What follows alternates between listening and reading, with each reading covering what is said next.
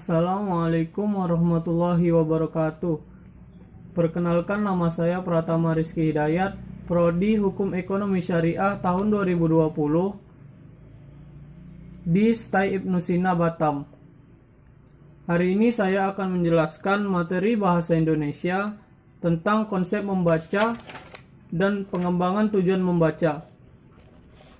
Membaca merupakan satu dari 4 keterampilan berbahasa.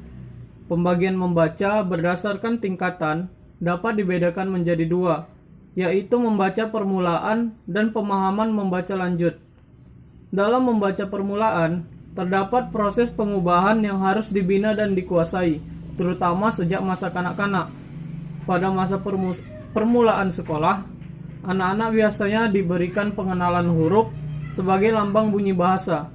Pengenalan huruf tersebut dinamakan proses pengubahan. Setelah tahap pengubahan dikuasai, barulah penekanan diberikan pada pemahaman isi bacaan. Untuk memahami konsep membaca secara terperinci, berikut saya akan mengemukakan beberapa pengertian membaca menurut para ahli. Pertama, menurut Anderson. Menurut Anderson, membaca ialah suatu proses untuk memahami yang tersirat di dalam yang tersurat.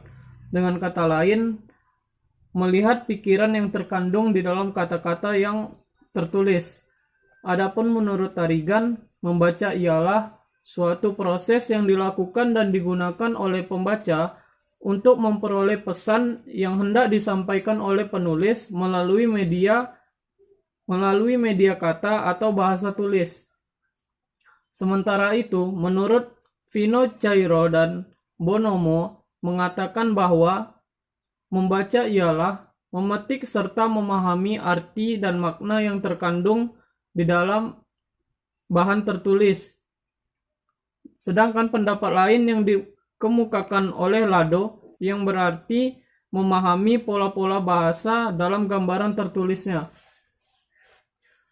Dari beberapa pengertian di atas dapat disimpulkan bahwa membaca ialah proses memahami pesan tertulis dengan menggunakan bahasa tertentu yang disampaikan oleh penulis kepada pembacanya. Nah, setelah mengetahui pengertian membaca, kita perlu memahami setapak lebih dalam tentang tujuan dan maksud seseorang dalam membaca sebuah teks, baik itu ilmiah maupun fiksi. Berikut beberapa tujuan membaca yang dikemukakan oleh Anderson. Yang pertama, membaca untuk menemukan atau mengetahui penemuan-penemuan yang telah dilakukan oleh sang tokoh. Membaca seperti ini disebut membaca untuk memperoleh perincian atau fakta-fakta. Yang kedua, membaca untuk mengetahui mengapa suatu hal dapat menjadi topik yang baik dan menarik, masalah yang terdapat di dalam cerita, apa yang dipelajari atau dialami sang tokoh, dan merangkumkan hal-hal yang dilakukan oleh sang tokoh untuk mencapai tujuannya. Membaca seperti ini disebut membaca untuk memperoleh gagasan-gagasan utama. Yang ketiga, membaca untuk menemukan atau mengetahui apa yang terjadi pada setiap bagian cerita, apa yang terjadi pada bagian pertama, kedua, dan ketiga untuk mengetahui urutan atau susunan organisasi cerita.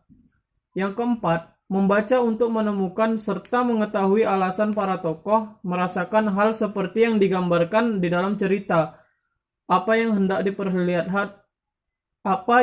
diperlihatkan oleh pengarang kepada pembaca, dan kualitas-kualitas tokoh yang membuat mereka berhasil atau gagal. Ini disebut membaca untuk menyimpulkan atau membaca inferensi. Yang kelima, membaca untuk menemukan serta mengetahui apa yang tidak biasa atau tidak wajar mengenai seorang tokoh. Hal yang lucu di dalam cerita atau apakah cerita itu benar atau tidak. Ini disebut membaca untuk mengelompokkan atau membaca untuk mengklasifikasikan.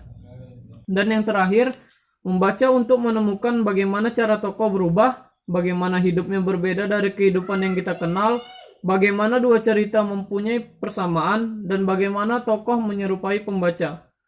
Tujuan membaca seperti ini disebut membaca untuk membandingkan atau mempertentangkan. Selanjutnya mengenai pengembangan tujuan membaca. Tujuan membaca dibagi menjadi dua. Yang pertama, tujuan membaca individu. Tujuan membaca individu biasanya ditentukan oleh pengalaman, kecerdasan, pengetahuan bahasa, minat, serta kebutuhan individu yang bersangkutan. Di samping itu, tujuan tersebut dipengaruhi oleh pengajar dan materi bacaan serta penyajiannya, baik itu topik, gambar, permasalahan, atau aspek kebahasaan. Sedangkan yang kedua, tujuan membaca kelompok. Tujuan membaca kelompok biasanya dipengaruhi oleh pengetahuan, kemampuan berbahasa, minat, kebutuhan, serta tujuan setiap anggota kelompok, konsensus dalam kelompok, pengajar, dan bahan bacaan. Berikut ini ada beberapa kegiatan yang harus dilakukan dalam upaya pengembangan tujuan membaca. Yang pertama, penyesuaian antara kecepatan membaca dengan tujuan yang ingin dicapai dan taraf kesulitan bahan. Penyesuaian ini menghasilkan berbagai jenis membaca, yaitu membaca survei, membaca selintas, dan pemahaman bacaan.